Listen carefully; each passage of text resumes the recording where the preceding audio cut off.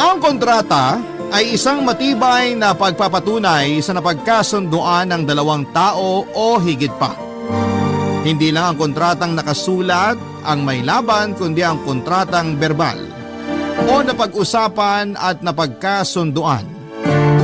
Ikaw kabarangay, nasubukan mo na bang hindi sumunod sa isang kontrata? Dear Papa Dudut, isang magandang araw po sa inyo at sa mga nakikinig. Ako po si Karina. 2 years and 5 months na ang nakakalipas nang mangyari ang kwento ko. 20 years old ako noon at kakagraduate ko lamang po ng kolehiyo pero maswerteng nakapagtrabaho agad. At ang mas swerte po ay nalalakad lang ang layo ng opisina ko sa bahay namin. Kaya palagi po ako naglalakad papasok at pag-uwi sa trabaho. Hindi ko na lamang po babanggitin kung ano ang trabaho ko at saan, medyo mahigpit po kasi sila sa paggamit ng pangalan ng kumpanya. Kaya mas mabuti pa na huwag ko na lamang banggitin. Ang kwento ko po ay may kinalaman sa pamilya ko. Hindi naman po kami mayaman pero masasabi kong sapat lang ang kabuhayan namin. Ang tatay ko po kasi ay ipinagkasundo ako sa anak ng isang kaibigan. Na tulad namin ay sapat lamang din ang buhay. Kaya masasabi ko pong hindi ako ipinagkasundo sa kayamanan kundi sa pagkakaibigan lamang ng tatay ko at ng tatay ni Terence. Si Terence po ang ipinare sa akin ng tatay ko, Papa Dudut. Mahal ko si tatay kaya wala naman po sanang problema sa kagustuhan niya. Kaso ang problema ay na kay Terence mismo. Ubod po siya ng yabang at napaka-selfish. Mas matanda po ng 2 taon sa akin si Terence at sang-ayon siya sa kagustuhan ng magulang niya tungkol nga po sa pagkakasundo sa amin. Kaso ako naman po ang may problema doon. Kasi dahil nga po sa ugali niya ay wala akong kaamor-amor kay Terence. Kahit po yata pakikipagkaibigan ay ipagdadamot ko sa kanya. Kasi nga po ay hindi po ako magsasawang ulit-ulitin na sobrang pangit po ng ugali niya. Sinabi ko na po kay tatay ang tungkol sa ugali niya pero si tatay ang sinasabi lagi ay hayaan mo na at magbabago din yon. Bata pa kasi. 22 years old na siya noon, ano pa ang bata doon? Maski isip niya ay hindi ko ihahambing sa bata kasi baka mas nakakapag-isipan ng tama ang isang bata. Ang hirap ng sitwasyon ko, Papa Dudut. Ipinipili talaga ni tatay sa akin si Terence, lulubayan niya lang daw ako kapag may ipapakilala ako sa kanya na magugustuhan niya at makikitaan niya na mga ugaling hinahanap niya. Nawindang ako sa mga sinabi ni tatay na yon. Ano bang ugali ang hinahanap ni tatay? Yung mayabang at selfish din katulad ni Terence? E di parang si Terence pa rin yon kapag nagkataon. Mahirap iwasan si Terence, Papa Dudut, para siyang mantsa. Ang hirap tanggalin. Kahit taguan ko ay nakakaradag at nakakaradar pa rin siya, Papa Dudut.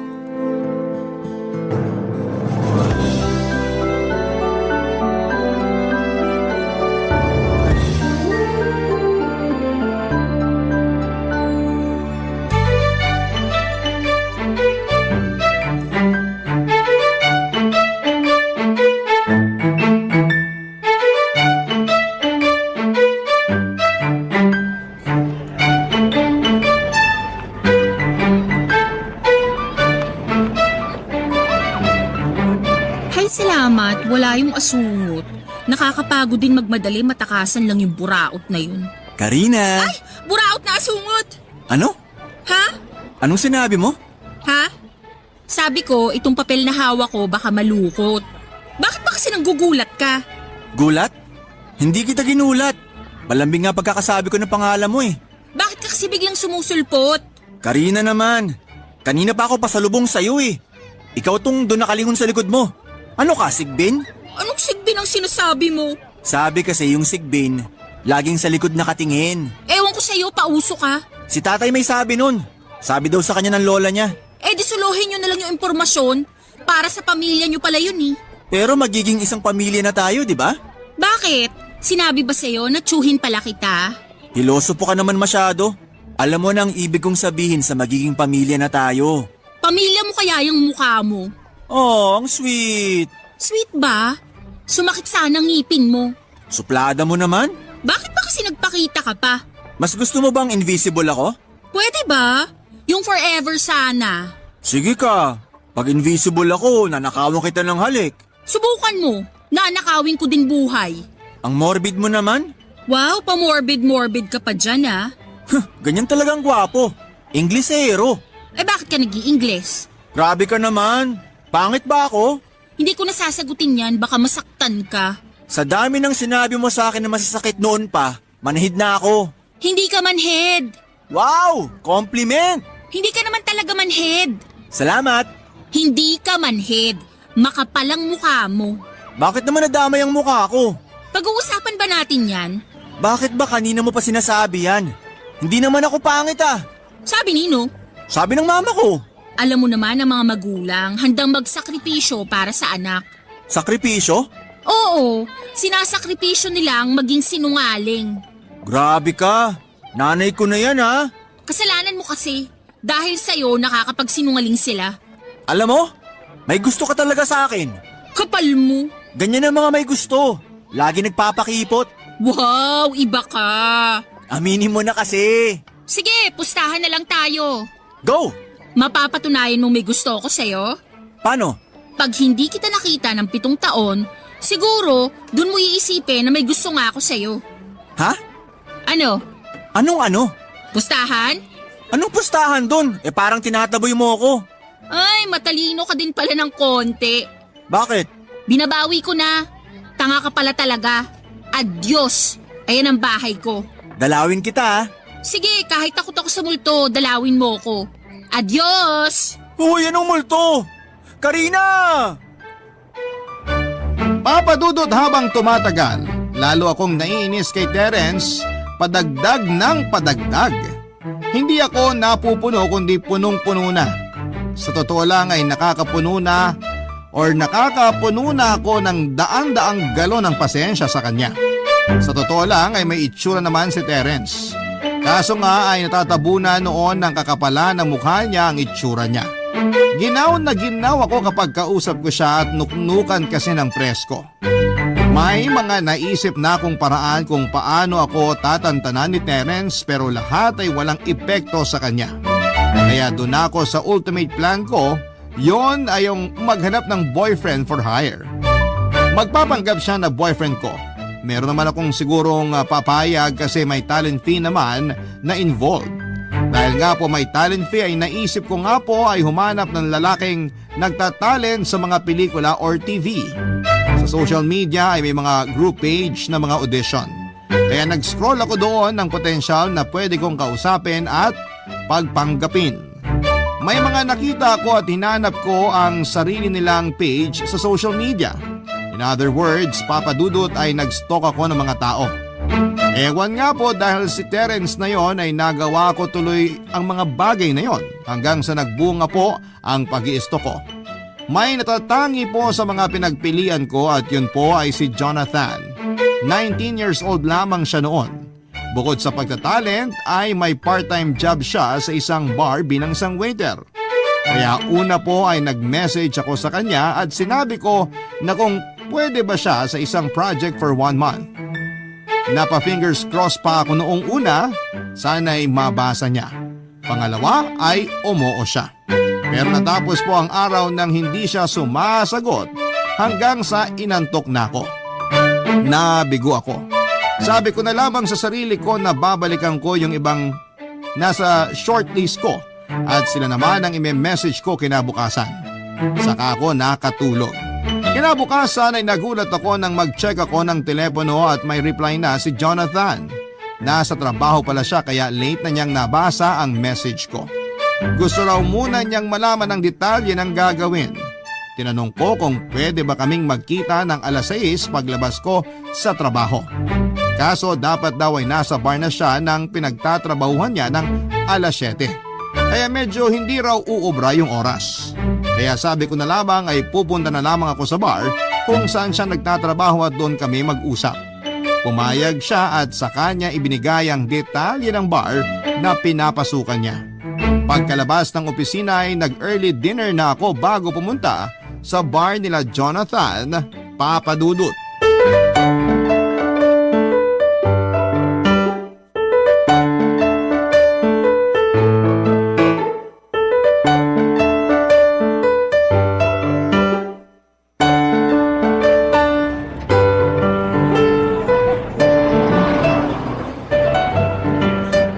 Maganda pala yung idea na kumain muna ako paglabas ng opisina. Kasi hindi ako nahahanap nung asungot na si Terence. Ano pa to? Sa buwisit ko sa ungas na yun, nagsasalita tuloy ako mag-isa. Eto na yung bar. Ayun, may nakatayo sa pinto. Parang dito nagtatrabaho. Excuse me, do you work here? Yes, ma'am. Ayun, may hinahanap kasi ako. Ma'am Karina? Hindi si Jonathan ang hinahanap ko. Teka, bakit alam mo pangalan ko? Ako po si Jonathan, ma'am. Ay, ikaw? Pasensya na, hindi kita nakilala. Pangit po ba ako sa personal? Aray, parang familiar yung joke mo ha. Parang galing sa taong kinaiinisan ko. Ay, sorry po, ma'am. Bad joke pala yun. Okay lang, mas maganda naman pakinggan nung sa'yo nang galing yung joke eh. Doon kasi sa taong kinaiinisan ko, nakakainis. Parang galit na galit po kayo dun, ma'am, ah. Hindi lang galit kundi galit na sobrang galit. Ay, wag na nga natin pag-usapan yung ungas na yun at baka masira yung gabi. Pag-usapan na lang natin yung sinasabi kong project. Pero bago yun, sagutin ko yung joke mo. Hindi ka pangit, kundi mas gwapo ka sa personal. Ay, salamat po, ma'am. Nakakataba naman po ng puso. Naku, change topic na. Baka ako pa ang maging dahilan ng sobrang pagtaba ng puso mo. Ma'am, ata na lang po pala ang itawag niyo sa akin. Ah, okay. Mabuti, para wag mo na akong tawaging ma'am. Karina na lang. Kayo po. Ako nga. Okay, sige. Bago tayo magsimula, wag mo na din akong ipo. Okay. So, saan tayo? Medyo maingay sa loob, malakas ang tugtog. Kaya pinaayos ko na lang yung table sa labas. Doon kasi tumatambay yung mga ayaw ng maingay. May nagpupunta sa bar na ayaw ng Ano ba yung project? Nakakahiya. Order muna tayo. Ako rin naman ang kukuha ng order mo, kaya pwede namang mamaya na paghanda ka na talaga. Oo nga no. Waiter ka pala dito. Natatawa ka na waiter lang ako. Ha? Hindi ganon. Biro lang. Umaarte lang ako. Ay, magaling ka nga umarte. Hindi ako nagkamali. Salamat. Kailan ba yung project? TV ba yan o pelikula? Hindi. Ah, indie film? Hindi. Teatro? Hindi din. TVC? Hindi. AVP? Hindi pa din eh. Medyo naguguluhan ako. Ah, event. None of the above. Parang nasabi ko na lahat ah. Ano bang project yan? Nakakahiya pero kukunin sana kita para umarte bilang boyfriend ko. Boyfriend? Magpapanggap ka lang. Kasi may nanggugulo sa akin eh. Sobrang kulit. Pag nakita niyang may boyfriend na ako, sigurado titigil na yun sa panggugulo. Anong mangyayari? Anong gagawin ko? Lunes hanggang Biyernes lang naman. Susunduin mo ako ng alas 5 pagkalabas ng opisina. Tapos sabay tayo, ihahatid mo ako sa bahay. Tapos pwede ka nang umalis, papasok dito sa trabaho mo. Ganun lang ang gagawin? Oo, basta kailangan magmukhang mag-boyfriend-girlfriend tayo. Parang ang mangyayari, 1 oras mahigit lang ang trabaho ko? Mga ganun na nga. Ay sorry, hindi ko pa nasabi yung magiging talent fee mo. Okay na ba yung 10,000 pesos? 5 araw sa 1 linggo?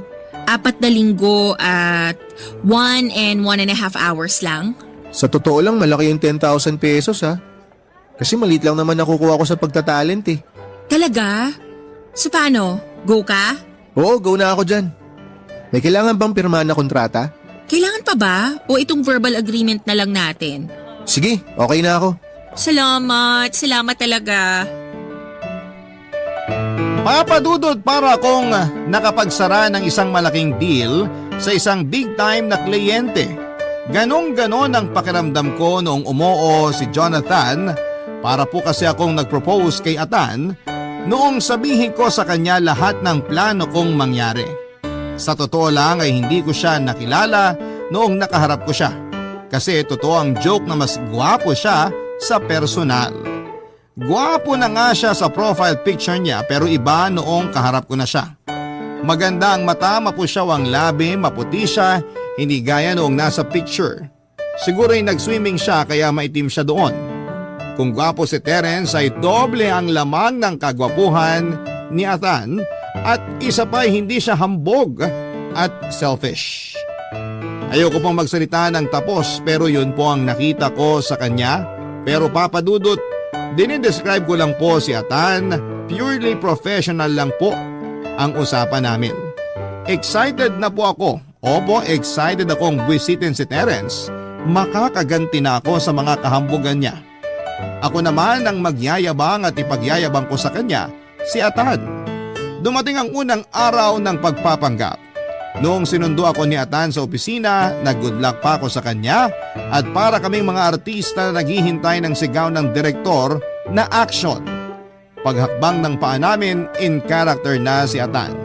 Ako naman ang medyo kinabahan pero kailangan kong pangatawanan para sa kakatahimik ng buhay ko, Papa Dudut. Barangay Love Stories. Barangay Love Stories. Nang sunduin ako ni Atan ay sobrang ngiti ko, Papa Dudut. Kaya kung magaling umarte si Atan ay napantayan ko yon kahit kinakabahan ako noong una. Ang naging motivation ko po kasi ay ang makita kami ni Terence. Mabwisit ko siya hanggang sa maglupasay na nga siya. Natatawa po ako sa iniisip ko kaya habang magkasama kami ni Atan, legit na legit po ang saya ko, Papa Dudut. Yung ngiti ko ay walang acting, galing po yon sa excitement. Naglalakad kami ni Atan at diretso lang ang tingin ko. Hindi ako lumilingon sa likod gaya ng dati, mas hinihintay kong makasalubong si Terence. Kung sakaling manggaling man siya sa likod ay makikita niya pa din ako kung gaano kami maglakad ng magkaakbay ni Atan. Pero believe ako kay Atan, Papa Dudut, kahit nung una natakot siya na baka nananakit daw yung pagseselosin niya. Pinutol ko ang sinasabi niya kasi hindi namin pagseselosin si Terence kundi buibwisitin dahil wala namang kaming relasyon. Kaya nung medyo matakot si Atan ay inassure ko naman siya na hindi siya sasaktan ni Terence. Kasi mas malaki siya at may pagkaduwag naman yung mayabang na yon. Kahit po may takot si Atan ay hindi ko nakita yon sa itsura at sa kilos niya. Seryoso siya sa role niya. Serious actor ang loko. Pero nakarating kami sa bahay nang walang sumulpot na Terence. Bigo ang unang araw namin, Papa Dudut, pero isang buwan ang kontrata namin ni Atan kaya madami pang araw para buwisitin si Terence. Pagkahatid ni Atan ay pinaalis ko na rin siya kaagad at nagpasalamat naman siya kasi para hindi nga naman siya malate sa pasok niya sa bar. Pero naiinis ako noong gabi kasi nga hindi namin nakita si Terence.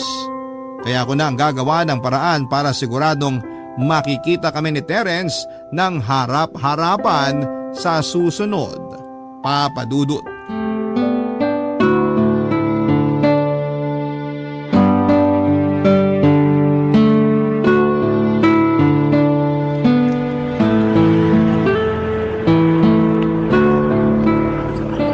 Karina, Atan, mabuti nandyan ka na.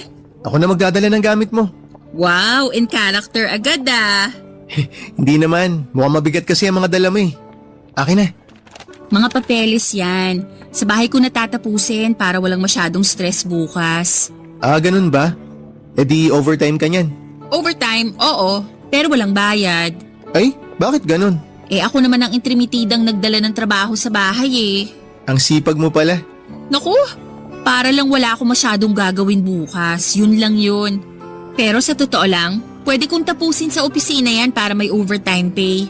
Bakit di mo nalang tinapos? Kasi nakaset na ang araw na to. Makikita natin ngayon si Terence, kaya kailangan ng mas extreme acting. Aha, okay. Sige. Tara na. Kung sa opisina mo pala tatapusin to, may bayad. Sana all. Bakit? Wala ba kayong overtime pay? Wala, fixed ang bayad. Kung ano na pag-usapang TF, yun na yun, kahit 24 hours pa ang taping. Ay, ganun ba? Teka, baka lumungkot tayo niyan. Dapat masaya tayo pag nakita tayo ng boyfriend mo. Yuck! Hindi ko siya boyfriend. Ni hindi ko nga siya friend eh. Karina! Speaking of the devil, ayan na siya. Anong ibig sabihin nito? Ito, mga papeles yan. Huwag kang pilosopo. Anong ibig sabihin nitong may kakabay kang iba? Sino ba to, mahal? Mahal? Anong mahal? Sira ba ulo mo? Ako ba? Isa ka pang pilosopo ka ha? Di ko nasasagutin yung unang tanong mo kasi obvious naman kung anong ibig sabihin ng mahal para sa amin ni Karina. Pero yung pangalawa, ang sagot ko ron, hindi. Hindi sira ulo ko, pero nababaliw ako. Nababaliw ako kay Karina. Nakakainis ka. Nakakakilig kaya yung sinabi mo. Hoy! Huwag nga kayong maganyanan sa harap ko. Okay. Atan, baby. Dito tayo sa likod niya magganyanan. Hoy! Kahit sa likod, wag! Ano bang kalokohan to? Sino ka ba? Bakit mo tinataasan ng boses tong girlfriend ko? Girlfriend? Nung isang araw lang walang boyfriend yan. Tapos ngayon meron na? Ano to, himala? Walang himala. Kahit itanong mo kay Ate Guy. Tigilan mo nga yung pamimilosopo mo. You're adding insult to injury. Konyo pala tong kaibigan mo eh. Hindi siya konyo. Isa siyang monyo. Ano? Sabi ko, ba't ba nandito ka? Wala ka bang pupuntahan like hell? Ano? Like hello? Nakaharang ka sa daanan namin. Hoy ikaw, kung sino ka man, Atan, nice to meet you. wala akong pakialam. Tingnan mo yung ugali mo. Tinatanong mo kung sino siya, tapos babastusin mo ang mahal ko? Tigilan mo nga yung kakamahal mo. At Baka ano? baka masumbong kita sa tatay mo. Sumbongero ka pala eh. Eh di sumbongero. Tingnan natin kung anong mangyari pag nalaman ni Tatay Nol yung ginagawa mo. Huwag mo nga tawaging tatay no lang tatay ko. Hindi kita kapatid. Hindi talaga. Dahil magiging mag-asawa tayo. In your dreams and in my nightmares. Tara na, mahal. Sinabi nang tigilan mo yung kakamahal mo sa girlfriend ko. Girlfriend? May girlfriend ka dito? Nasaan? Nakakatakot, baka invisible din. Halika na nga baby, baka masira at masayang ang araw namin. Bye! Karina! Karina, bumalik ka! Karina! Isusumbong kita sa tatay mo!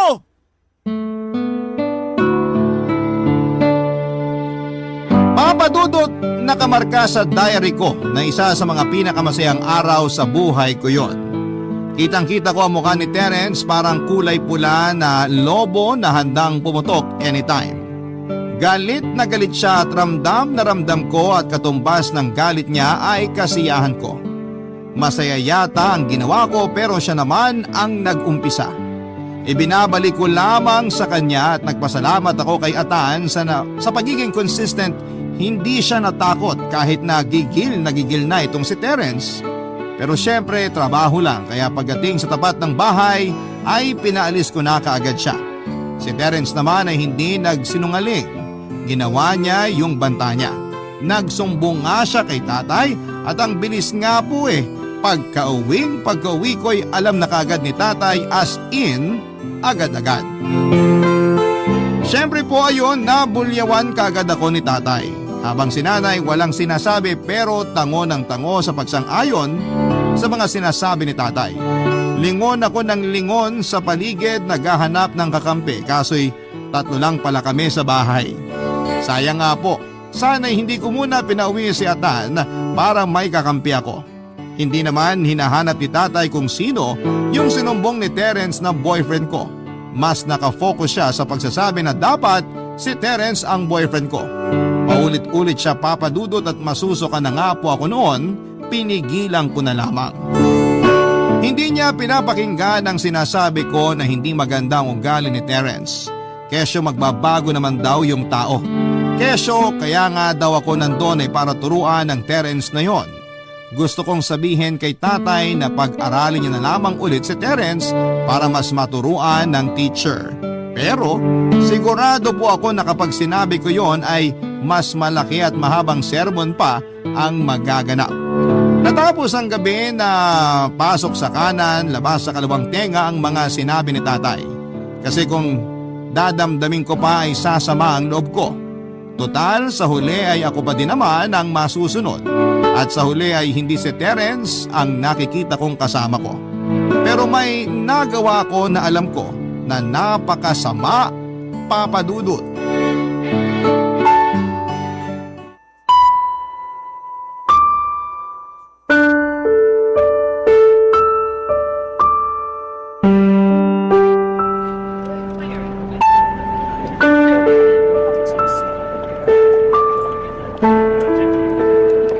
Oo, maaayos yun. Papunta na ako. Maaga akong papasok para ayusin yung mga kailangang ipasa ngayon. Oo, matatapos yun bago magtanghali. Karina! Oo, basta ako nang bahala doon. Uy, Karina! Kung alam ko lang sana, inuwi ko na lang kahapon. O sige na, malapit na ako sa opisina. Karina! Bakit ba? Kanina ka pa tawag ng tawag, nakita mong may kausap ako sa telepono. Ay, sorry. Nakikita mo naman tapos hindi ka pa din tumigil. Sorry. Ano bang kailangan mo? Maga ngayon na. Mamaya pang trabaho mo. Yun nga sana yung itatanong ko kung tuloy ba tayo mamaya. May event kasi sa bar. Pinapapasok kami ng maaga. Pero kung tuloy tayo, sasabihin ko na lang sa manager namin na hindi ako makakapasok ng maaga mamaya. Yun lang? Ha? Anong yun lang? Pwede mo namang i-message yan. Nasa iyo naman yung number ko. Actually, nag-message ako sa'yo ilang beses. Kaso hindi mo sinasagot. Hindi mo ata nababasa. Kaya sabi ko, tanungin na lang kita ng personal. Sa susunod, pag wala namang kwenta, wag mo na akong guluhin. Sorry. Sige, babalik na lang ako mamayang hapon. Karina! Terence? Oh, parang gulat ka. Bakit ka nandito? Galing ako sa inyo. Kaalis mo lang daw. Kaya hinabol kita. Ano bang kailangan mo? Ihatid kita. Kaya kong sarili ko. Mukhang nag-away kayo ng boyfriend-boyfriendan mo ah. So, ex-boyfriend-boyfriendan mo na siya? Ano sinasabi mo? Una, boyfriend ko siya. Period. At pangalawa, hindi kami nag-aaway. We, ayun oh. Ang lungkot. Sinigawan mo. Malayo pa lang ako, dinig ko na eh. OA ka. Hindi ako sumisigaw. Kaya siya umalis, bibili daw siya ng bulaklak para sa akin. Bibili siya ng bulaklak pero sinasabi niya sa'yo? Nagpapaalam? Nakakatawa naman yun. Bakit ba gusto mo kaming mag-away? Aminin mo na kasi. Atan! Oo, halika. Mamaya ka na bumili ng bulaklak. Gulong-gulo ang boyfriend-boyfriendan mo oh. Tumahimik ka nga. Boyfriend ko siya. Kaya tigilan mo ng pag-epal. Bakit? Mamaya ka na bumili ng bulaklak. Bulaklak? Oo. Tara na muna, nagbago isip ko. Ihatid mo muna ako sa opisina. Kasi baka may unggoy na sumabay. May unggoy dito? Huwag kang magmaang-maangan. Alam mong ikaw yon. Baby, mamaya kain tayo sa labas ha? Huy! Ha? Kain tayo sa labas mamaya. Wag mong kausapin. Gulong-gulo pa yan sa sigaw mo oh. Sinabi nang hindi ko siya sinigawan eh. Sabihin mo nga, baby. Ha? Oo, hindi niya ako sinigawan. Kita mo na? Bakit ganyan ka ngayon? Hindi ka naman ganyan nung una kitang makita. Matapang ka nun eh. Masama lang pakiramdam ko. Karina, pwede ba hindi muna kita sunduin mamaya kasi masama talaga pakiramdam ko eh. Ha? Ano ka ba naman? Oh, LQ uli. Don't worry. Ako nang susundo sa'yo mamaya. Tumigil ka nga. Mag-overtime ako mamaya kaya manahimik ka na lang sa bahay nyo. Bakit ba ayaw mo? Alam ko naman na wala kayong relasyon. Kitang-kita ko kanina. Bakit ka ba nakikialam sa amin? Saka napakamarites mo naman at nakikinig ka sa usapan namin. Pwede ba tantanan mo na yung girlfriend ko? Tara na, mahal. Kahit masama pakiramdam ko, ihahatid na kita sa opisina nyo. Tsaka mamaya, susunduin din kita. Mabuti pa nga. Tara na. Oh, ano ka? Mga sinungaling kayo. Karina, isusumbong kita sa tatay mo. Papa Dudut, tahimik si Atan noong hinatid niya ako sa opisina. Sobrang sama na ata ng ugali ko at na-guilty ako sa ginawa ko kay Atan noong bago dumating si Terence. Pero sa huli ay sinalo pa rin niya ako, Papa Dudut. Ganun po talaga ako, Papa Dudut, pag may problema sa opisina ay nakakalimot ako sa sarili ko. Pag mainit ang ulo ko. Noong oras na yon ay si Atan ang nakaharap ko kaya sa kanya ko nabunto ng init ng ulo ko. Pero sa totoo, secondary lang yung problema sa opisina. Kaya ko naitaboy si Atan ay parang nagiging pamilyar na siya sa akin. Alam mo yun, Papa Dudut, masyado na siyang feeling close. Message siya ng message, parang masyado ng clingy. Kaya hindi ko na binabasa ang mga message niya. Trabaho lang kasi ang dahilan ng pagsasama namin at hanggang doon lamang po yun. Ayaw ko naman pong pangunahan ang kung anong iniisip niya. Baka mukha naman akong nagmamaganda. Kaso minsan kasi nagme-message siya sa akin ng kumusta, ano ang ginagawa mo at kumain ka na ba? Ayoko po ng ganon. Kung pag-uwi niya sa bahay niya ay hindi pa rin siya makawala sa karakter niya bilang boyfriend ko. Ako naman po ay naka-move on na kaagad. Kaya dapat yung mga ganong galaw at salita, Papa Dudut, ay hindi na mangyari. Papa Dudut, may kakaiba akong nararamdaman sa kanya. Pakiramdam na sobrang nagpakaba sa akin. Barangay Love Stories. Barangay Love Stories. Dudut, ilang beses pang nangyari ang ganon.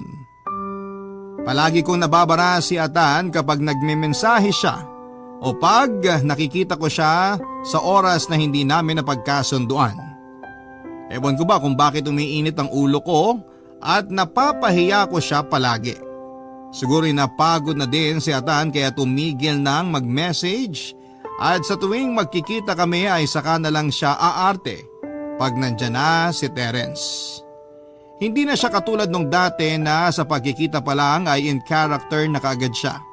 Boyfriend agad-agad at totoo kung umarte. Okay sa akin yung una na umaarte na kaagad siya sa pagkikita pa lang namin. Pero nagiba na nga siya, Papa Dudut. Siyempre, aminado naman po ako na ako ang dahilan. Hindi namin madalas nakikita si Terence, paminsan na lamang pero siyempre asartalo pa din siya sa tuwing makikita namin siya. As usual ay sumbongero pa din kay tatay kaya madalas akong mabulyawan sa tuwing uuwi ako.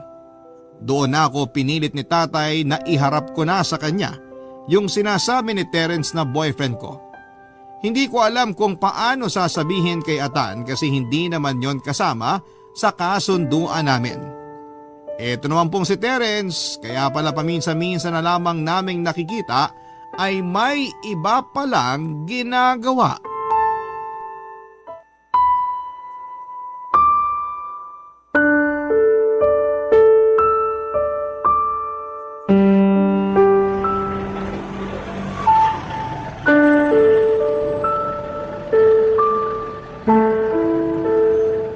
Salamat sa pagsundo. Trabaho ko to. Pasensya ka na nung isang araw ha. Hindi na ako nakapag-sorry sa'yo kasi ang dami kong iniisip sa opisina eh. Kalimutan mo na yon. Salamat. Pasensya na uli. Kumusta na pala si Terence? Ginugulo ka pa rin ba? Medyo. Matatapos na yung isang buwan. 5 araw na lang. Sana tumigil na siya bago matapos ang buwan na to. Bakit? Ha? Bakit kailangan ng tumigil ni Terence? Hindi ba yun naman ang pakay natin? Tsaka 1 buwan lang ang kontrata ko. Hindi ba pwedeng ma-extend yun? Di ko alam. Medyo mapapaaga na pasok ko sa bar eh. Ganun ba? Pasensya na. Naiintindihan ko. Salamat, naiintindihan mo. Atan, may sasabihin sana ako. Ano yun? Kasi hindi to kasama sa pinag-usapan natin. Pero pwede ka bang pumunta sa bahay bukas? Sa inyo? Bakit? Si Papa kasi gusto ka daw makilala. Ganun ba? Gusto daw niyang makita ang sinasabi kong boyfriend. Kailangan maiharap kita kasi nagdududa sila na hindi kita talaga boyfriend dahil nga sa sumbong ni Terence. Sige, walang problema. Talaga? Salamat maraming salamat. Wala yun. Oh, nandito pala kayo. Kunwari ka pa, sinusundan mo naman talaga kami. Ano na naman bang problema mo? Ako wala. Ikaw ang may problema. Wala siyang problema, akong may problema at ikaw yung problema ko. Hoy, baka pwedeng wag mo nang guluhin si Karina. Marami naman diyang iba eh. Bakit ka nakikialam kung sinong gugustuhin ko? Alam mo Terence, kahit anong gawin mo, hindi magiging tayo. Walang tayo. Ang meron ay ikaw. Ikaw mag-isa. Kaya tantanan mo na kami. Tara na, mahal. Teka, baka maging interested ka sa sasabihin ko. Ano ba yun? Sabihin mo na nga para makauwi na kami. Alam mo bang hindi nakatapos ng pag-aaral yung kasama mo? Sino naman may sabi sa'yo niyan? Basta may pera, pwedeng malaman ng lahat. Anong sinasabi mong di ako nakapagtapos? Tapos ako ng high school. High school? Yan ang ipagmamalaki mo sa papa ni Karina? Nakakahiya naman. Wala kang pakialam. Nag-e-extra ka pala sa TV at pelikula. O ano ngayon? Karina, alam mo bang naisiping na to ng ilang bading? Hoy, hindi totoo yan. Mga kasama mo na rin na nagsabi. Sinong kasamahan? Iharap mo sa akin para pagbuhulin ko kayo. Alam mo din ba, Karina? Nasa bar na pinagtatrabahuhan yan, hindi lang waiter yan, tumitable din yan. Callboy yan. Sira ulo ka! Sige, saktan mo ako. Baka gusto mong sa kulungan tumira. Kung wala kang magawa sa buhay mo, huwag mong sirain ang buhay ko. Sinong sumira? Eh, ikaw ang gumawa ng mga bagay na yun sa buhay mo. Hindi nga totoo yun. Oh, iniiwan ka na ng abogado mong walang nasabi. Karina, sandali! Karina! Goodbye, mapagpanggap! Papa Dudut, hindi ako makapaniwala sa mga sinabi ni Terence. Ewan kung bakit ako naapektuhan sa mga kasiraan na nadinig ko tungkol kay Atan. Napakasama ko naman kay Atan at hindi ko man lang siya na ipagtanggol kay Terence at iniwan ko pa siya sa ere. Pag-uwi ko naman sa bahay ay alam na agad nila Papa ang tungkol sa mga sinabi ni Terence. Dahil sa mga nalaman nila ay bigla na lamang naplano nila Papa ang tungkol sa kasal namin ni Terence. Wala na daw atrasan. Naiinis ang pagpilit ni Papa. Kaya habang nagpaplano sila ay nagplano din ako. Sinakyan ko lamang ang mga sinasabi nila para hindi sila makatunog sa pinaplano ko. Nang maayos ko na ang lahat ay tumakas ako.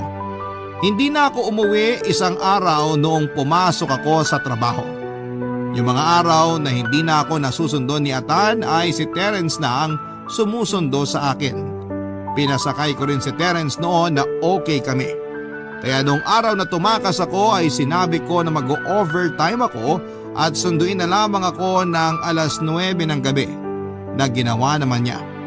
Pero ang hindi niya alam ay wala namang magaganap na overtime. Umalis ako makalipas ang 1 oras na kinamdam muna ako na baka nasa paligid lamang si Terence. May dala akong maleta, Papa Dudut, at doon ko inipon ang mga damit na dinadala ko sa pang-araw-araw kapag pumapasok ako. Yung araw na umalis ako ay ang last day ko sa opisina. Inayos ko lahat ng kailangan in advance. Kaya nung humingi ako ng leave sa opisina, sabi ko ay mawawala ako for 2 months ay pinayagan agad nila ako. Yun nga lang, walang bayad ang leave ko pero okay lang. Basta alam kong makakabalik ako after 2 months. Papa Dudut, hindi ka maniniwala kung saan ako unang tumakbo noong umalis ako.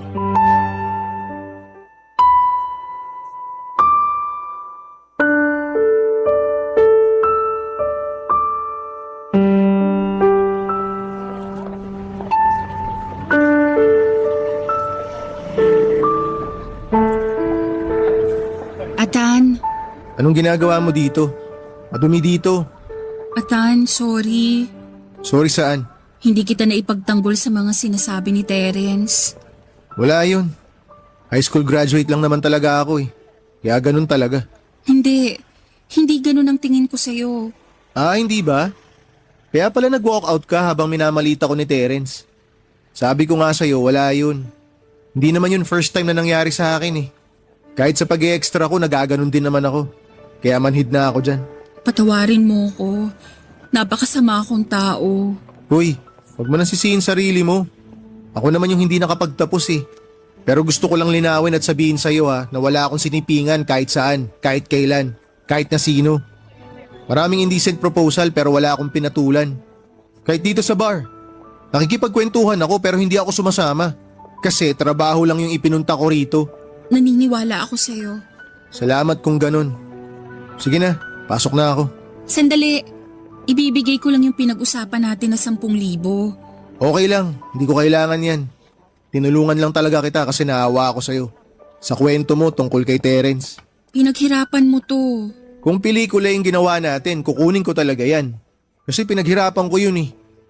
Pero nung una pa lang, sinabi ko na talaga sa sarili ko na hindi ko kukunin yung ibibigay mo. Mas lalo pa ngayon kasi kung kukunin ko yan, parang pinatunayan ko lang yung sinabi ni Terence na binibenta ko talaga yung sarili ko. Huwag mong isipin yun. Naniniwala ako na hindi ka ganon. Kasi naniniwala talaga ako at hindi para lang masabing naniniwala ako. Naniniwala din naman ako sa'yo. Kaya wag mo nang ipilit yung pera. Sige na. Atan, may isa pa akong sasabihin. Ano yun? Sabihin mo na lahat bago ko pumasok. Atan, hindi ko alam kung paano nangyari pero napatunayan kong totoo ang nararamdaman ko.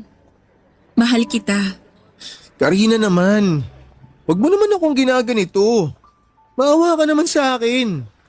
Sobra na yung pangmamaliit na natanggap ko eh. Totoo ang sinasabi ko. Karina, please. Tama na, pwede ba? Sabi ko na nga ba dito ka pupunta eh. Terence, Halika na. ayoko. Anong ayaw mo? Tigilan mo na nga yung kalokohan mo. Hindi ako sasama sa'yo. Halika na. Ano ba? Nasasaktan ako, Terence! Hoy, ano ba? Bitawan mo siya! Huwag kang makialam dito. Iwan mo na kami, Terence. Ay, sasama ka talaga dyan? Oo. Halika na, hinahanap ka na ng papa at mama mo. Ano, magsusumbong ka na naman? Bakit pa ako magsusumbong? Eh binigay nila lahat sa akin ng kalayaan pagdating sa'yo. Pwes kayo ni na mama at papa ang magsama. Pwede ba wag kang gumawa ng gulo dito? Mabuti pa umalis ka na. Sino ka para paalisin ako? Wala kang nga degree eh. Wala kang nga diploma. Pero mas may pinag-aralan siya kesa sa'yo. Anong silbi ng mga papel na hawak mo kung ganyan ang ugali mo? Walang problema sa ugali ko. Ang may problema, yung pagkatao nito. Hindi ka natatakot dito? Kung sino-sino pinapatulan. Hindi totoo yung mga sinasabi mo kaya hindi kita papatulan. Bayaran ka lang naman eh. Uy! Aray ko! Kulang pa yan para sa kabastusan ng bibig mo. Doon tayo sa bahay mag-usap. Halika na! Aray, Sumusobra ka ng sinaulo ka! Terence, tama na! Okay lang sa akin na bastusin mo ko. Pero wag na wag kang mananakit ng babae! Makahayop mo! Hayop ka! Ikaw ang mas masahol pa sa hayop! Atan, tama na yan. Halika na! Saan tayo pupunta? Ewan ko. Bahala na! Tara na!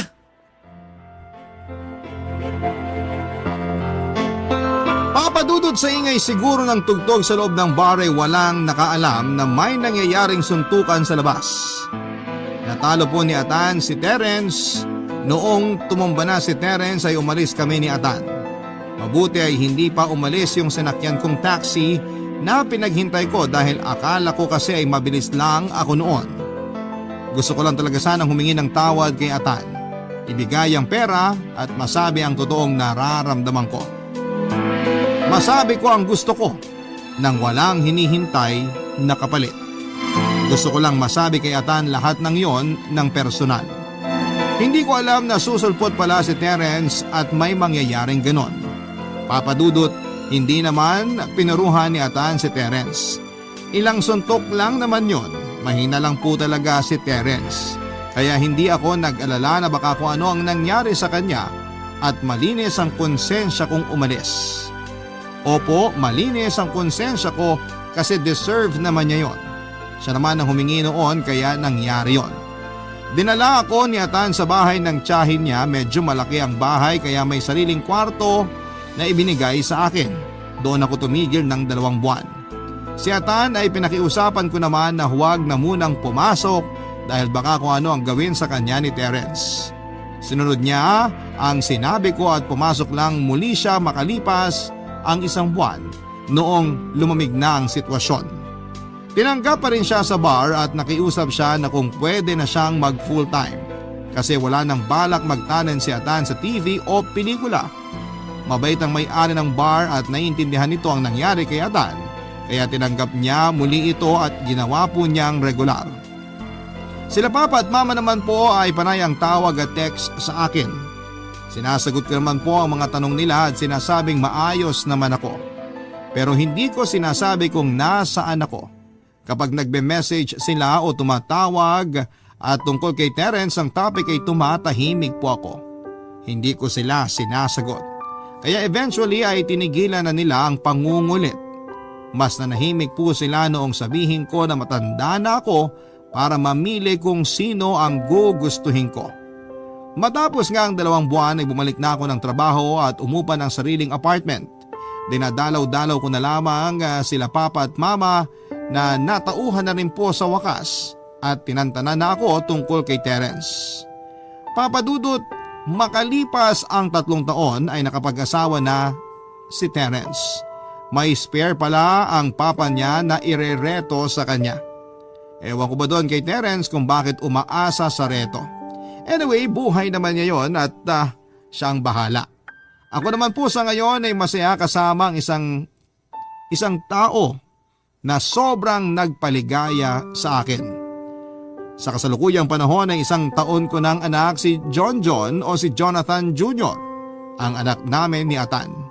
Papa Dudut, hindi po ako iniwan ni Atan, kaya ko po nasabi na ang anak ko lang ang kasama ko kasi po nasa ibang bansa siya sa ngayon.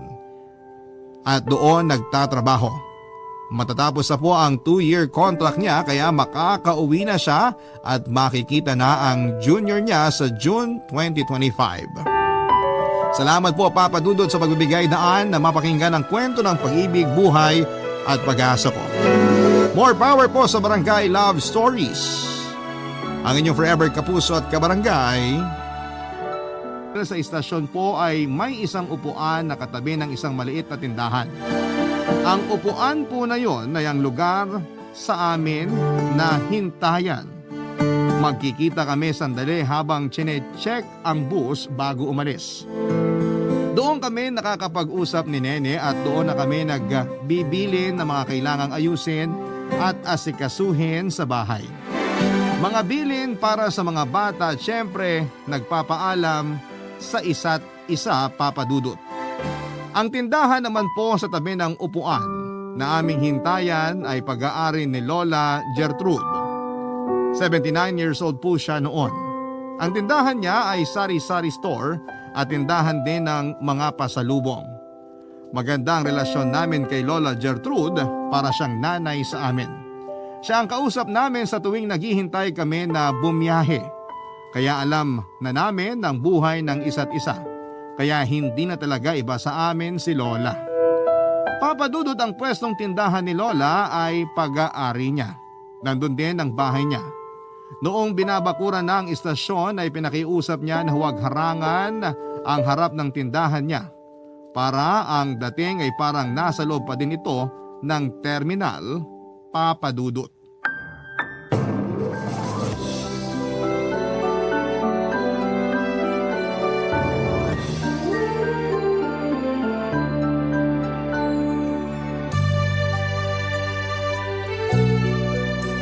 Oh, kumain ka na mabuti dyan, ha? Ubus na nga po eh. Naubos mo na? Ay, akin na yung plato mo't nabalagyan ko pa. Ayos na ako Lola, busog na ako. Iba ka talaga magluto ng champurado at tuyo. Ano ba naman ang ipinagkaiba ng luto ko? Eh, ang suma pa din naman ng lasa ng mga yan ay matamis at maalat. Pero masarap talaga kasi punong-puno ng pagmamahal. Itong batang ito, oo, inuuto pa ako. Totoo yun Lola. O siya, sige, sinabi mo eh. Salamat po. Oh, saan naman? Sa lahat po. Sa lahat? Sa mga ginagawa niyo sa aming mag-asawa. Ay naku, ano ba naman yung isalo ko kayo sa pagluluto ko? Masaya nga ako at may nakakasalo ako eh. Hindi lang po sa mga luto niyo. Pati na po sa mga payo at pagmamahal niyo sa aming mag-asawa. Ano ka ba? Hindi na kayo iba sa akin. At hindi ka na iba sa amin. Ikaw ang natitirang nanay namin ni Nene. O baka naman magkaiyakan pa tayo dyan, ha? Eto, ipinagtabi na kita ng babaunin mo. Itong isa naman, ipapadala ko mamaya kay Nene para sa mga bata. At bago ka bumiyahe, kumain uli kay ni Nene, ha? Sabayan mo uli yung asawa mo. Nakakahiya naman po. Nahihiya kang sabayan sa pagkain ng asawa mo. Hindi po. Ibig ko po sabihin, itong mga pabaho nyo. At pakain sa amin araw-araw. Ikaw na ang nagsabi na araw-araw. Kaya dapat sanay ka na. Ilang taon nang ganito tayo at masaya ako sa bawat pagluluto ko. Lalo na kung nakikita kong nagugustuhan yung mga luto ko. Talaga naman po kasing masarap. Oo na nga. Bakit hindi kayo magtinda din dito ng mga ganyan? Almusal o merienda? Ay nako, hindi ko na kaya. Sa dami nitong tinda ko, baka mahirapan na ako. Kung sa bagay po. O ay teka, hindi ko pa kayo nakakumusta. Kumusta kayong mag-asawa ha? Yung mga bata, kumusta na sila? Ganun pa din po. Pinagkakasya ang kinikita para sa gastusin sa bahay, sa upa at sa pangangailangan ng mga bata. Kinakapos ba kayo? Nagagawa naman po ng paraan. O paano? Nag-advance po kami sa opisina. O kung kinakapos na kayo, bakit hindi kayo lumapit sa akin? Naku Lola, sobra na yung nagagawa mo sa amin. Ayaw na namin makaabala pa lalo. Ano ba naman yung sinasabi mo? Kakasabi lang natin sa isa't isa na hindi na kayo iba sa akin at hindi na ako iba sa inyo. Bakit naiilang pa kayong lumapit? Baka abusado na po kami masyado. Ano ba yung sinasabi mo? Ibig sabihin lang yan Iba pa talagang tingin nyo sa akin. Hindi naman Lola. O pues, sa susunod na mga ilangan kayo, ay ako muna ang lapitan ninyo. Sige na nga po, huwag na kayong magalit. O ayan na ang bus ni Nene. Yan na nga po. Ayun na siya. Lola Gertrude! Ay, salamat sa Diyos at maayos ang biyahe. Kamusta ang biyahe? Maayos naman. Wala namang aberya. O maiwan ko muna kayo diyang mag-asawa ha. Kukuha lang ako ng tsampurado para mainitan naman ang sikmura ni Nene. O itong baon mo, baka makalimutan mo ha. Nene, itong isa naman iuwi mo para sa mga bata. Ay, salamat la. O siya, sandali lang. Nakaayos ng mga kailangan ng mga bata. Mga alas 7 mo na sila gisingin. Kasi wala silang klase na alas 7. Alas 9 na ang klase nila ngayon. Ganun ba? May kailangan bang bayaran? Yung kuryente lang. Nandun na yung pambayad sa ibabaw ng aparador. O sige, ako nang bahala. Kamusta ka? Ayos naman. Walang bago. Pagod pero masaya naman. Tiis lang. Di ako umaangal ha. Masaya ako at para sa atin naman ang lahat ng to. Medyo mahirap yung hindi tayo nagkakasama ng buo pero kakayanin natin to. Oo. Salamat sa pangunawa. Ano bang sinasabi mo? Masaya ako sa lahat na nangyayari sa atin. Heto na ang mainit at tsampurado. Papa Dudut, maraming kwento sa bawat biyahe namin sa bus. May mga masasaya, nakakatawa, malulungkot, nakakatakot at kung ano-ano pa.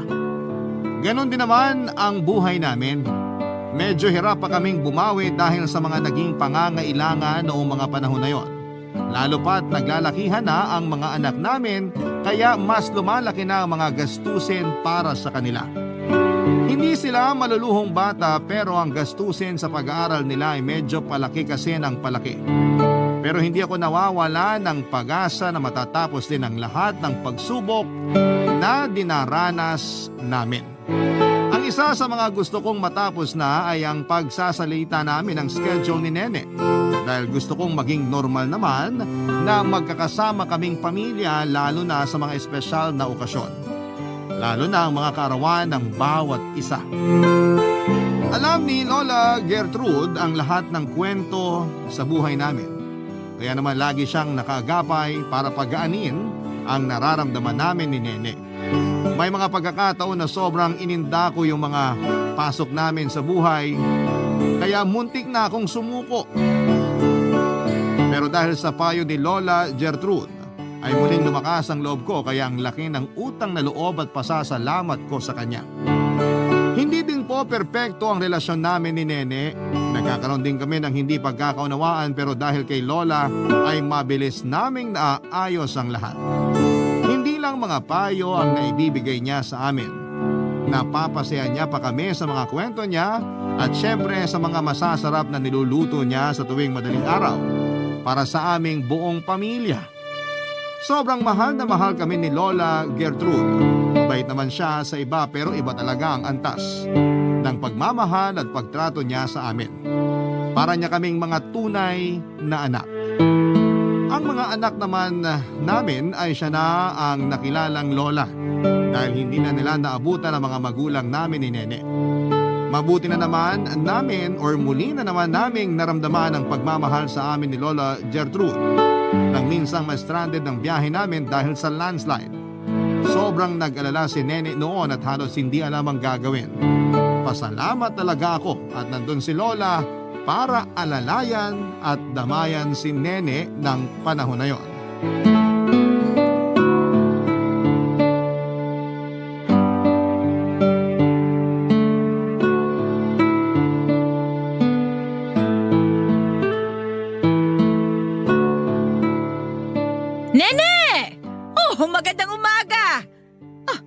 mo naman yata masyado.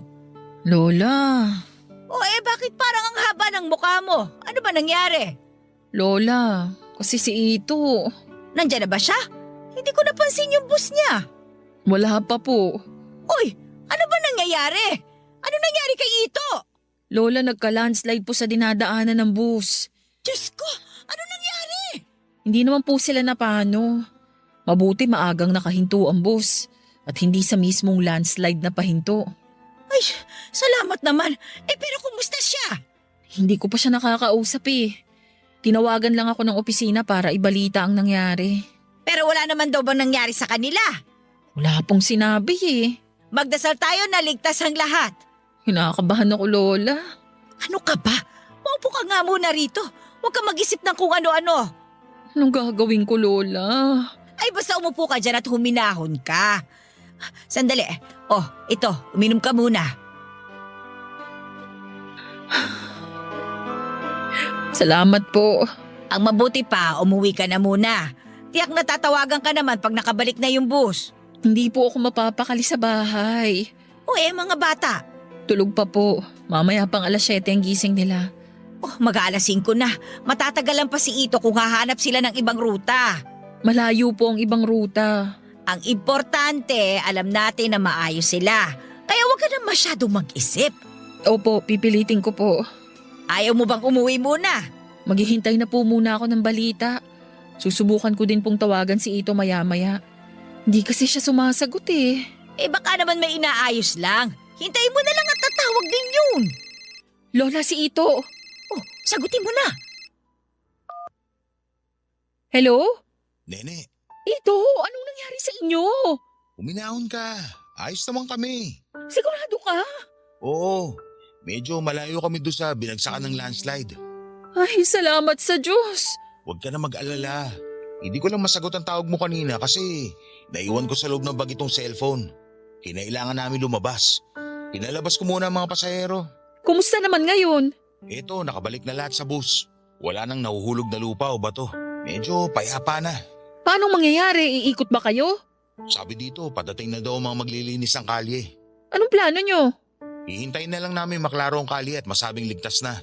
Kasi kung iikot kami, ilang oras din. Kaya hihintayin na lang namin ito. Sige, basta maayos ka. Kumusta daw si Ito? Ay, nandito si Lola. Kausapin mo. Nasa istasyon ka na?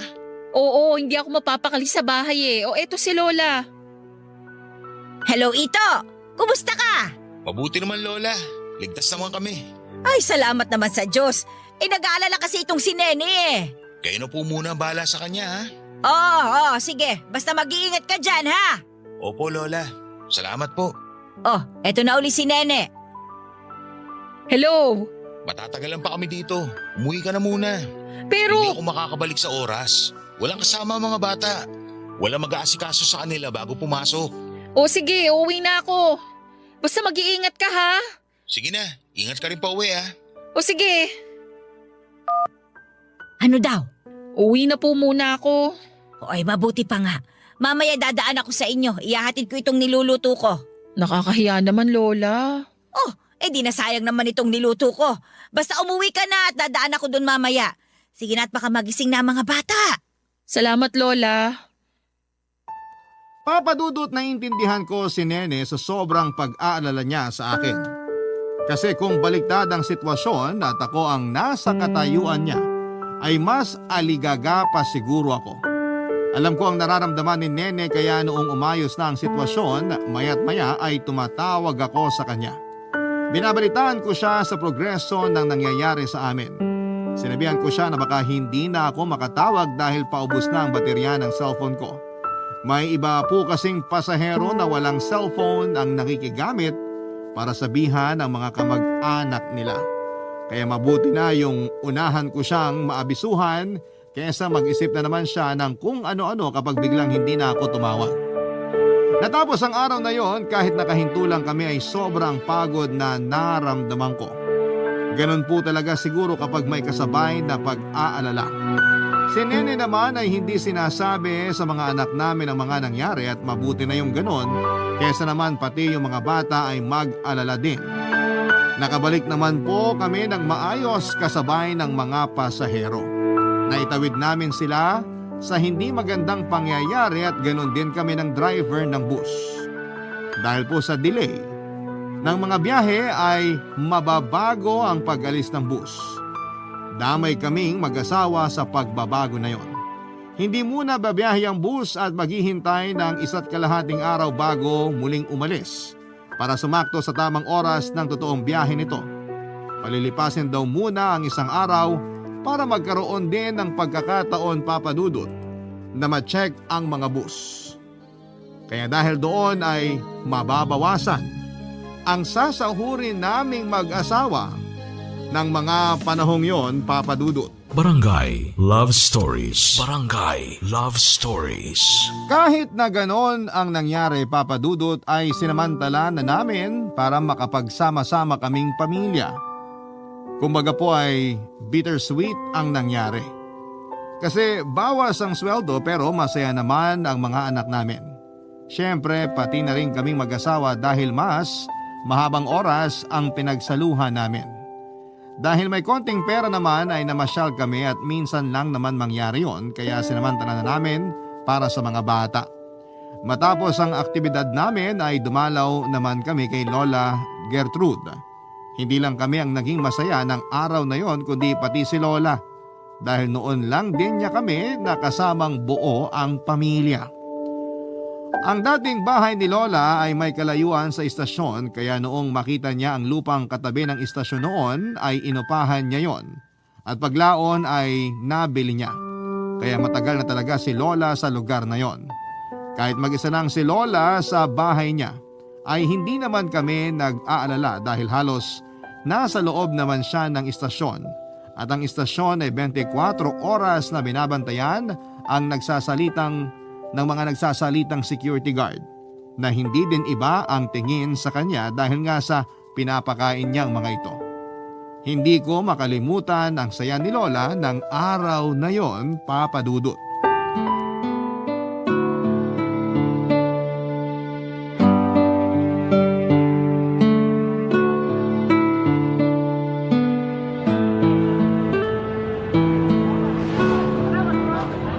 Oh, para malungkot ka, Lola.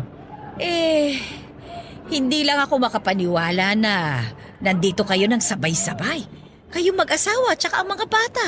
Medyo hindi maganda ang dahilan pero eto ginawa na lang naming masaya. Total, paminsan-minsan lang kami ganito. Ewan nga po kung kailan ulit mauulit to. Naku, wag na sana landslide ang dahilan. Oo nga. Kaya huwag kalilimutang magpasalamat sa Diyos. Lola, bakit ang dami mong niluto? Hindi naman namin sinabi sa'yo na dadalaw kami ah. Oo nga, Lola. May bisita ka ba darating? Ay wala naman. Ewan ko ba, pagkagising ko bigla ko na lang naisipan na magluto eh. Yung pala ayan at dadalaw kayo. Kaya sakto naman ang pagluluto ko. Teka, nasa na ba yung dalawa? Nandun sa tindahan ni Lola. Sila na daw magbabantay. Naku, baka kung magkano ang mga sabihin nilang presyo, malugi si Lola. Ay hindi, nakalista naman doon ang mga presyo kaya hindi sila magkakamali. Hayaan mo na sila kasi masaya naman sila at natutulungan pa ako. Salamat, Lola. Oh, saan naman? Ako nga ang natutulungan nila eh. Kasi gusto talaga nung dalawang bata ang magtinda. Kaya ayun, ang saya-saya nila. Hindi ko nga alam kung magkano ang pasweldo ko sa dalawa. Ne, Oh, oras na. oo nga. Sandali, anong oras na? Alis na ba kayo? Relax ka lang dyan, Lola. Sandali lang po, Lola ah. O saan ba pupunta yun? Mamaya na kayong umalis. Sandali lang, Lola. 1, 2, 3! Maligayang bati! Oh, ano ba yan? Cake! Opo, at may dala kaming pansit. Luto ko po yan. Ano bang meron? Lola naman eh. Birthday mo. Akala mo nakalimutan namin oh. Hindi nyo nga nakalimutan. Pero ako ang nakalimot. Si Lola talaga. Ay, totoo ang sinabi ko. Nawala talaga sa isip ko na kaarawan ko pala ngayon. Kaya pala ako nagluto. Seryoso ka, Lola? Oo nga. Kaya nga salamat sa pagpapaalala at sa mga dala ninyo. Ay, sandali. Tara, kumain na tayo. Sana magustuhan mo yung niluto kong pansit. Ay, oo naman. Ngayon ka lang din makakatikim ng luto ni Nene. At natitiyak kong masarap. Maya-maya isasara ko na muna ang tindahan para makakain tayo. Pero konti na lang din at maiinin na ang kanin. Magkwentuhan na muna tayo habang naghihintay. Samantalahin natin na magkakaharap tayong tatlo. Madalas kasi isa lang sa amin ang nakakakwentuhan mo. Oo nga. Para sa tagal nating magkakakilala. Ito pa lang ang pangalawang beses na nagkausap tayong tatlo ng magkakasama. Panglima, may 3 beses nung hindi pa tayo mag-asawa. Ay, oo nga. Ay teka, saan mo ba iniwan yung cake at pansit? Ang tagal nyo nang nandito, dun mo palang inilabas. Lola, iniwan muna namin kay Turing. Si Turing na gwardya. Ay naku, kailangan pala mabigyan ko sila ng handa ko. Okay na Lola, madami akong niluto at kasama na silang lahat. Kaya may iniwan kami doon para sa lahat. Talaga ba? Naku, salamat talaga ha.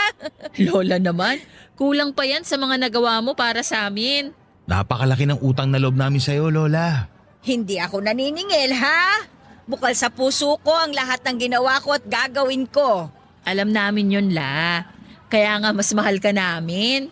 Ikaw nang tumayo magulang namin mula noon. Ay tumigil na nga kayo. Ako'y naiiyak na eh. Kaarawan ko pa naman ngayon. Ay, sorry Lola. May isa lang akong tanong. Ano po yun? Wala ba kayong dalang lobo?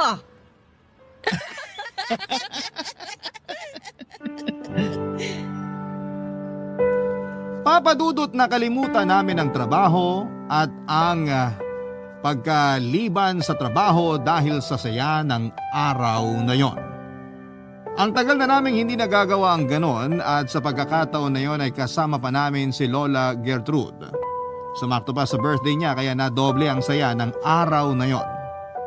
Hindi magandang pangyayari ang landslide pero dahil nga po sa nangyari ay nagkaroon kami ng quality time bilang isang pamilya.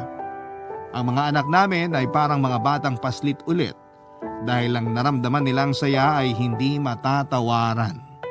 Kasama nila ng sabay ang nanay at tatay nila makalipas ang mahabang panahon.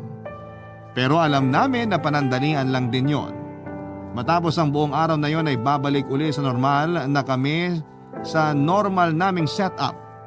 Pero ayaw namin na sumagi sa isipan namin yon, basta ang mahalaga ay sinulit namin ang bawat sandali noong araw na yon. Nakakabitin man ay naging sapat na para sa aming lahat. Ipinaliwanag namin sa mga bata na babalik na kami sa dating routine. Mababait ang mga anak namin kaya naintindihan nila kung bakit kailangan mangyari yon. Sa pagbabalik ng biyahe ay si Nene ang unang pumasok. Siyempre dahil doon ay balik ulit kami sa palaging pangyayari tuwing madaling araw.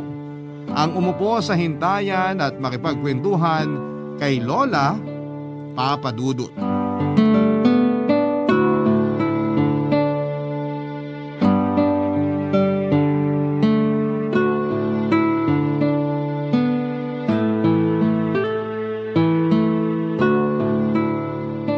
O heto, naglugaw ako. Masarap yan. Sigurado naman po talaga. Wala naman kayong nilutong hindi masarap. Ayang ka na naman eh. Ay Lola, hindi ako magsasawang ulit-ulitin. Ay nako, iba na nga lang ang pag-usapan natin.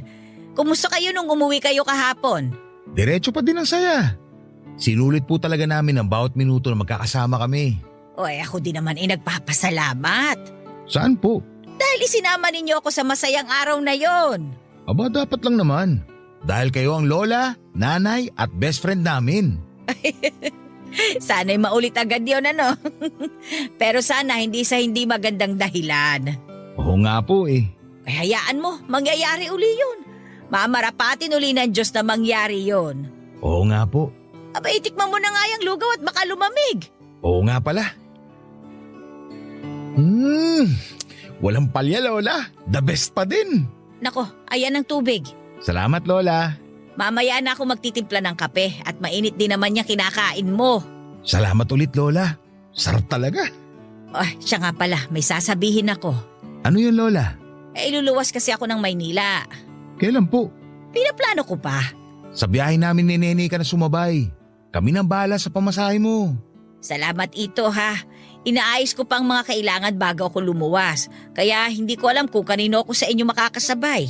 Siyempre kahit kanino sa amin kayo makisabay, hindi namin kayo pababayaan.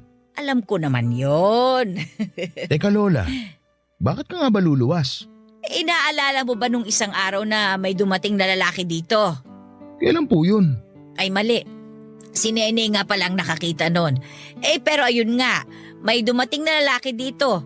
Abogado ng asawa ko na humahawak sa mga ari-arian na naiwanan niya. Bakit daw po? Yung bahay ni Lolo Caryo mo sa Maynila na pinauupahan namin. Dahil hindi na nga ako titigil doon, lalo na nung mawala si Caryo, pinaupahan ko para naman hindi maabandon at masira lang. Yung matagal nang nangungupahan doon aalis na. Aalis? Oo, ibang bansa yung buong pamilya niya, kaya iiwanan nila yung bahay. Pero maayos naman po ang pag-alis nila. Oo, kasundo ko ang pamilyang yun. Mababait din sila tulad nung kausap kong nangupahan. Kahit nga hindi kami nagkikita hindi sila nakakalampas sa pagbabayad buwan-buwan. Dinideposito niya sa bangko ko. Mababait nga po. At ang bahay, sabi ng abogado, maganda raw ang kondisyon. Pinapaayos pala nila nang hindi ako pinagagastos. Swerte nyo naman. Teka, ano po ang kailangan nyong ayusin sa Maynila? May bagong uupa? Ayun na nga. Hindi ko na kasi kayang asikasuhin pa ang lahat. Baka mamaya hindi katulad nilang makausap ko. Ano pong plano nyo? Plano ko sanang ibenta na yung bahay at lupa. Kaya kailangan ko magtagal sa Maynila para asikasuhin ang lahat. Kawawa naman ang abogado ko magpapabalik-balik pa dito para lang sa mga kailangang pirmahan. Kung sa bagay po, saan kayo titira? Gusto kong lumuwas sa araw ng pag-alis ng mga dating nangungupahan. Una, para makapagpaalam at saka makapagpasalamat ako sa pag-aalaga nila doon sa bahay. Pangalawa, para doon ako titigil muna sa bahay habang inaayos pa ng abogado ko yung mga kailangan. Pero mag-isa kayo dun. Ay naku, wag mo ko alalahanin at may kakilala pa naman ako doon. Buhay pa naman ang ilang mga kaibigan namin ni Caryo, kaya wag ka mag-alala. Pero syempre, wala nang gamit sa bahay pagdating nyo. Meron pa. Iniwan na rin nila ang mga gamit at hindi naman nila mabibit-bit yun sa ibang bansa. Paano po yung mga gamit pag binenta nyo na? Naisip ko na nga yan. Ipapadala ko dito yung mga kayang ipadala at ibibigay ko sa inyo. Oh, Wag ka na magtaka. Kayo lang naman ang tinuturing ko kamag-anak dito Isa pa, kumpleto naman ako dito sa bahay. Kaya sa inyo ko na ibibigay ang mga yon. nakakahiya naman po pero salamat Lola. Hiya, ikaw bata ka? Pipingutin ko yung tenga mo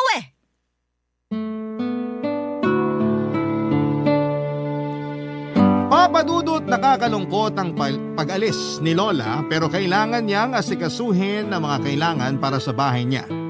Kung pwede nga lang na kahit isa sa amin ni Nene ay mag-absent para lamang masamahan si Lola ay gagawin namin. Kaso ang dami pong dahilan kaya medyo mahirap mangyari. Una ay wala nang rerelyebo sa amin dahil sakto lang ang dami ng konduktor sa biyahe ng bus. Nang sabihin ko kay Nene ang plano ni Lola ay hindi din niya maiwasang malungkot. Kaya nung umalis na ako para bumiyahe ay sila naman ni Lola ang nag-usap. Tulad ko ay ganoon din ang naramdaman ni Nene, may halong pag-aalala at lungkot dahil wala kaming makakausap sa hintayan namin habang wala si Lola. Hanggang sa nangyari na ang plano. Kinailangan nang umalis ni Lola at sa biyahe ni Nene siya nakasabay. Ang bus kung saan kami nagkukonduktor ay parang bahay na din namin dahil 24 oras kaming nandun.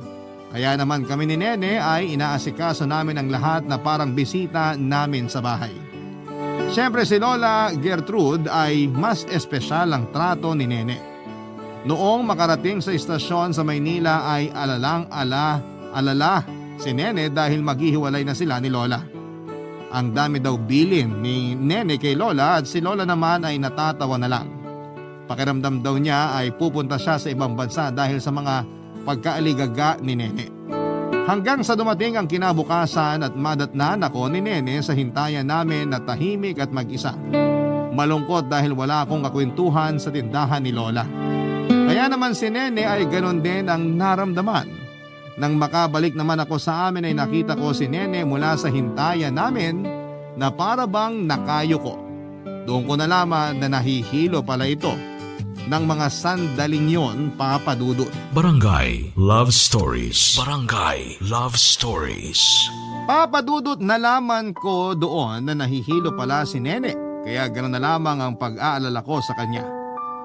Sinabi ko sa kanya na umuwi na lamang at magpahinga sa bahay at ako na ang sasalo sa biyahe niya. Pero dahil 24 oras din na kung bumiyahe ay hindi pumayag si Nene. Naintindihan ko ang ibig niyang sabihin na huwag ko nang saluhin ang biyahe niya dahil kung ako din naman yon ay hindi ako papayag na 48 hours siyang nasa biyahe. Hindi na muna ako umuwi hanggat hindi nakakasakay si Nene at mga ilang minuto naman bago sumakay sa bus ay medyo umayos na ang pakiramdam niya. Nagbiro pa nga siya na baka kasi wala siyang kakwentuhan dahil wala si Lola kaya daw siguro yun ang dahilan kung bakit siya nahilo. Kahit natatawa ako sa joke niya ay hindi pa din ako kampante na aalis siya. Sabi ko ay mag-absent na lamang ako pero wala ngang rerelyebong iba at sayang daw ang kikitain ko sa araw na yon. Kaya ang katapusan ay bumiyahe siya at umuwi ako. Hindi naman ako mapakali sa bahay at kada oras ay nagte-text ako sa kanya kung okay lang ba siya. Tumatawag din ako para lang alamin ang kalagayan niya. Nang mga oras na yon, Papa Dudut.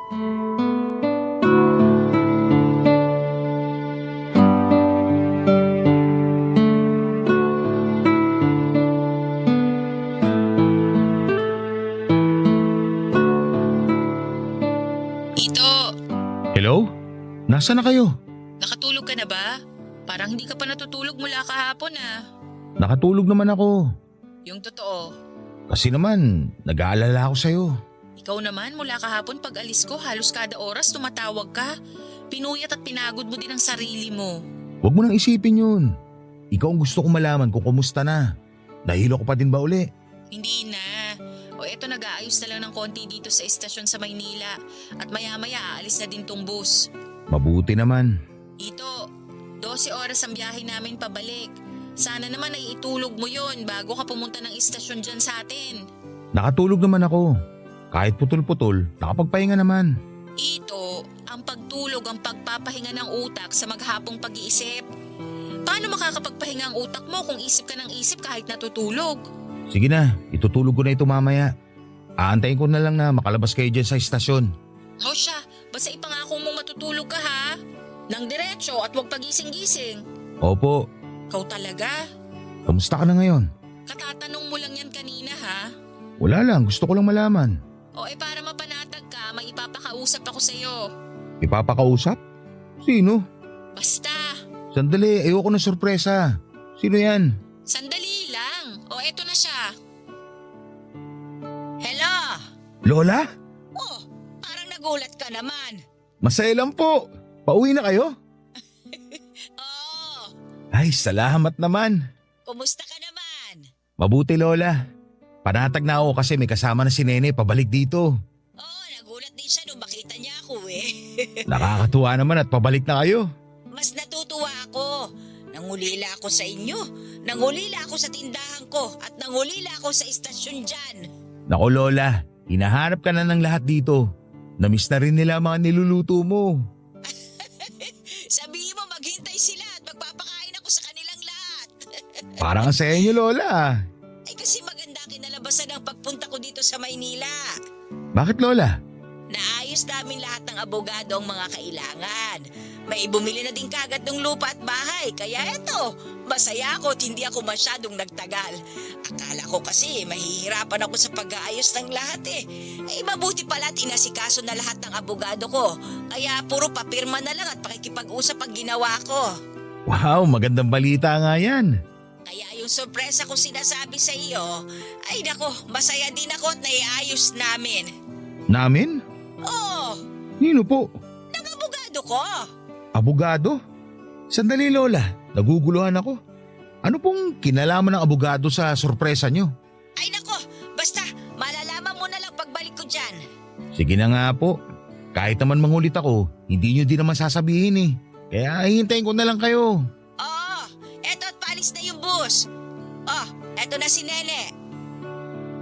Hello Nene. O paalis na kami kaya huwag ka na mag-isip. Magpahinga ka na. Oo, kampante na ako at nandyan na si Lola at may kasama ka. Oo nga. Teka, may nasabi ba sa'yo si Lola tungkol sa sorpresa niya? Naku, ayaw niyang sabihin. Basta malalaman daw natin pagbalik niya dyan sa atin. Si Lola talaga. O paalis na kami. Magpahinga ka na at magkita tayo mamaya. Babay na. O, eto si Lola. Ito! Oy, sige, magkita na lang tayo. Ah!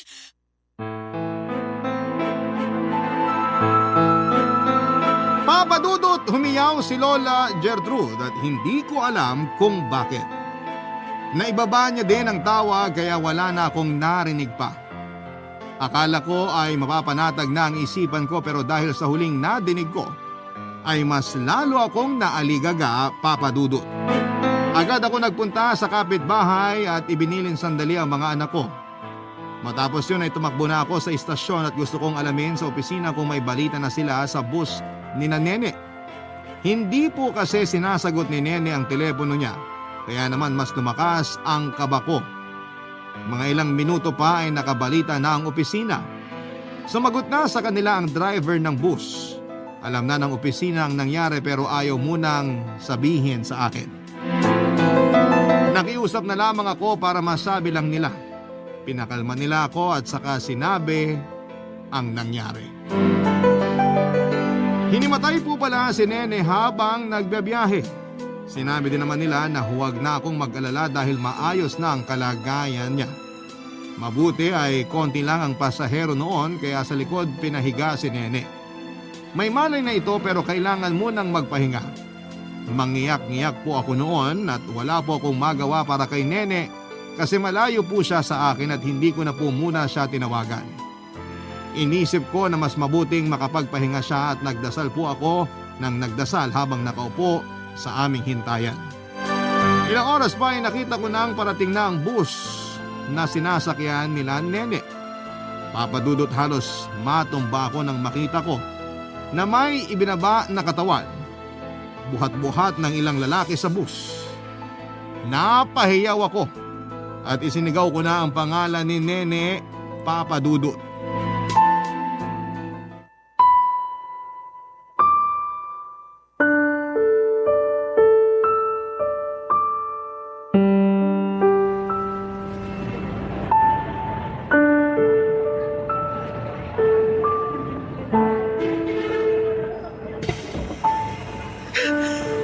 Nene! Ito! Nene! Nene! Ito! Huwag ka na umiyak. Nandito na ako. Ito! Si Lola! Oo nga pala. Nasa si Lola? Ito! Wala na siya! Ano? Katawan niya yung ibinaba at dinala sa opisina. Ano? Naglada lang sumakit ang dibdib niya habang binabantayan niya ako. Ako yata ang may kasalanan. Masyado ata siyang nag-alala sa akin. Hindi naman siguro.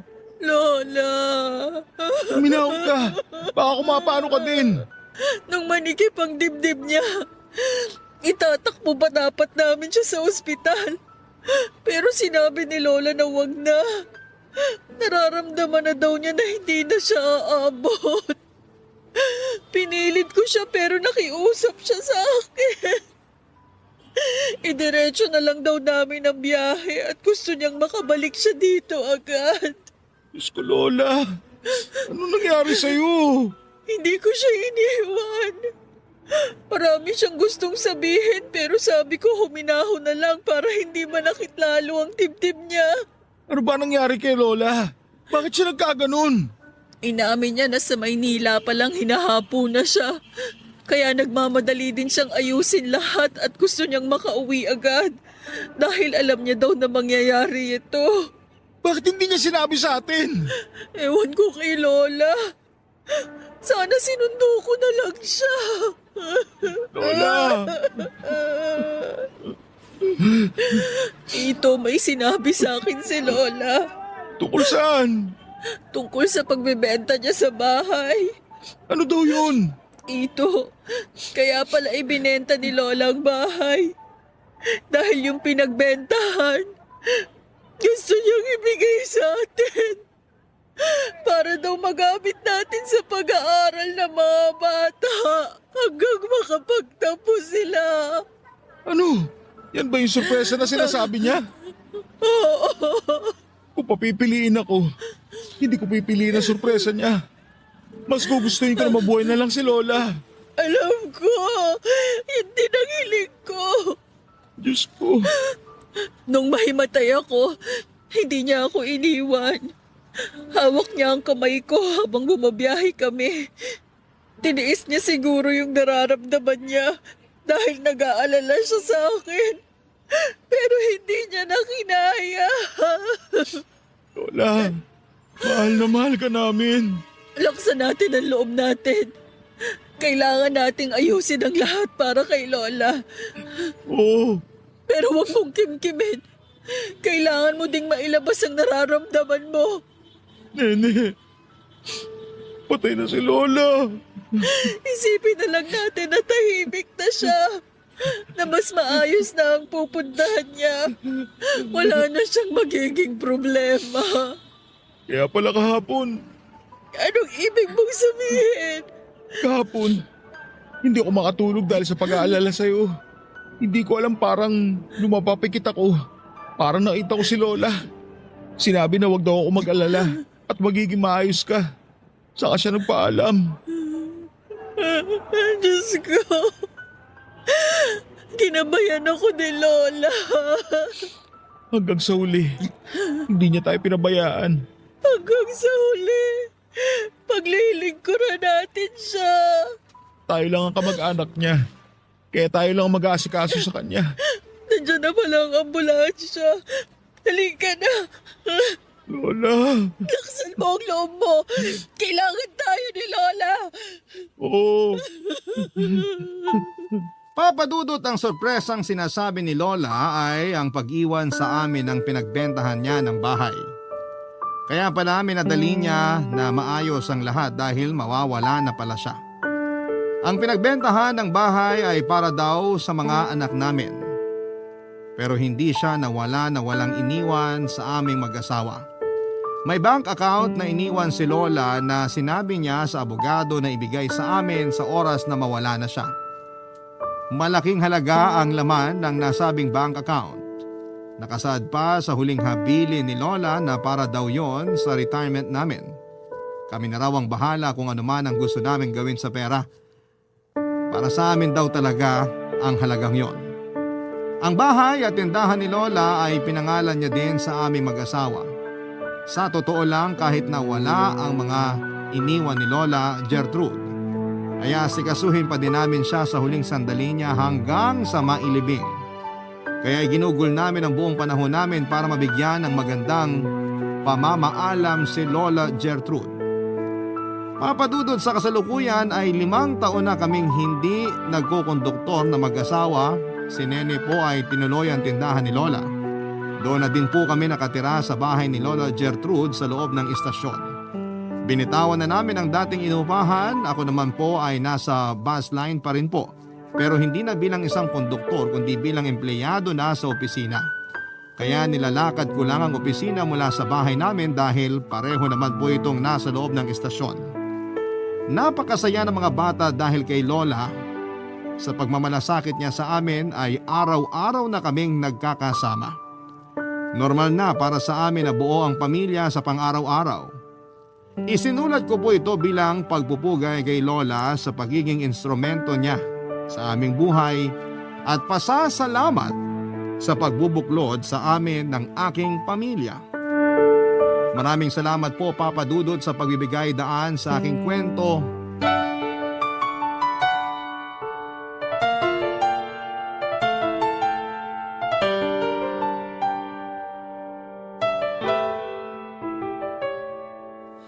Ang buhay ay mahiwaga, laging may lungkot at saya.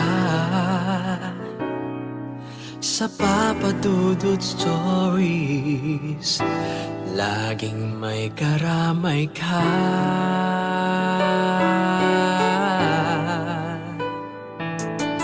Mga problemang kaibigan,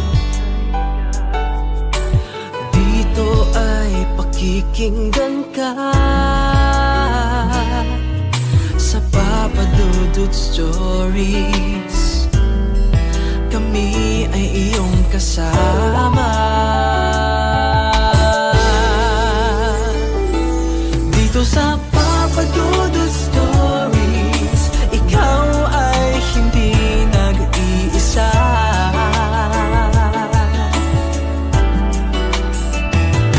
Dito sa Papa Dudut Stories, may nagmamahal sa'yo. Papa Dudut Stories,